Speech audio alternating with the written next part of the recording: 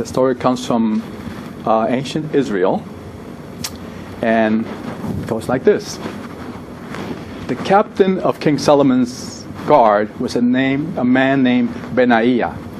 Benaiah served the king with all his heart, and he took pride in doing everything the king requested. One day the king overheard Benaiah bragging to his soldiers, "I can accomplish any task the king sets before me. There is nothing impossible for me." Well, this troubled the king because he knew Benaiah to be a quiet man of action. So he thought that Benaiah needed to be humbled. I know what I'll do. I'll give him an impossible task, and then when he comes to me and tells me that he wasn't able to do it, I will tell him that I did it to teach him a lesson. So he called Benaiah to his side and he said, Benaiah, my heart longs for a certain magical ring." The guard bowed low and he smiled broadly and said, "Sire, your wish is my command. You tell me, describe this ring so that I may set forth and get it for you." Well, King Solomon's eyes twinkled because the ring he wanted did not exist, and he said, "I command, in 6 months' time, bring me a magical ring that can make a happy person sad and a sad person happy."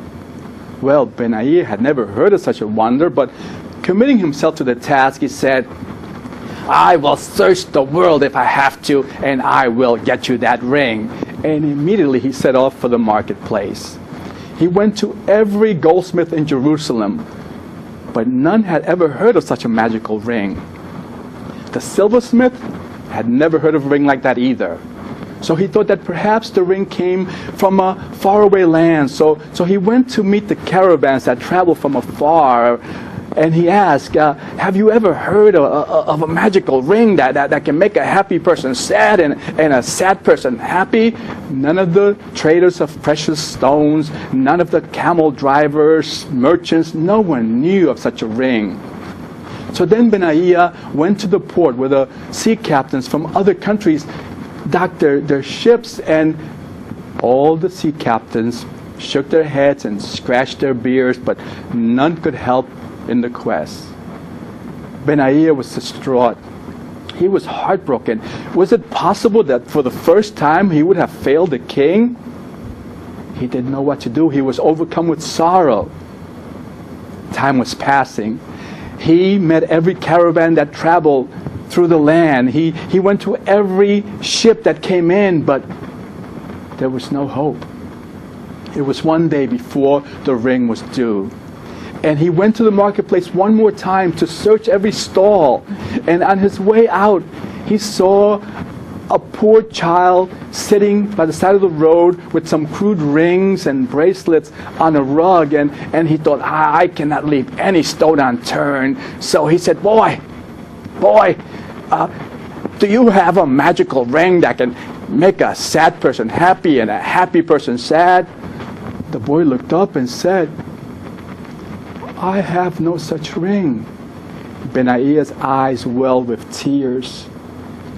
For the first time, he thought he had failed the king. But the boy's grandfather overheard the conversation, and he stepped out of the shadows, and he said, perhaps I have the ring that you're looking for. And the old man took a simple gold band, and he inscribed some words on it and gave it to Benaiah.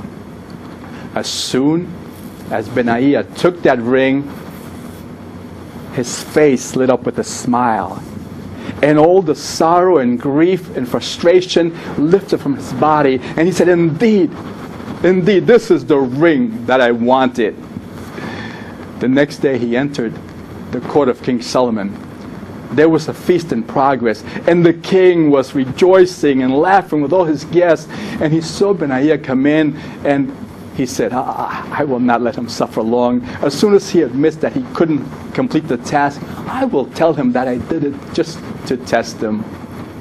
Benaiah came in, he bowed, and he presented the king with the ring.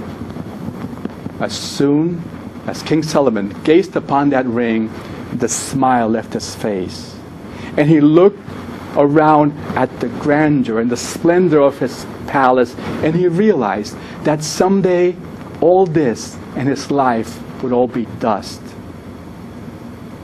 And he realized that the same ring could also bring comfort and hope to somebody who had some kind of grief or misfortune. Because you see, the ring was inscribed with the Hebrew letters Gimel, Sayin, and Yud, and stood for the same, Gam Ze Ya'avor, this too shall pass. And King Solomon realized that yes, indeed he had the magical ring he had requested. And he took Benaiah in his arms and he asked for forgiveness.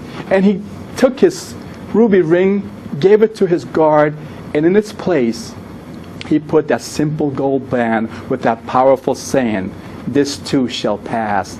And it is said that King Solomon wore that for the rest of his life because it offered him wisdom and balance.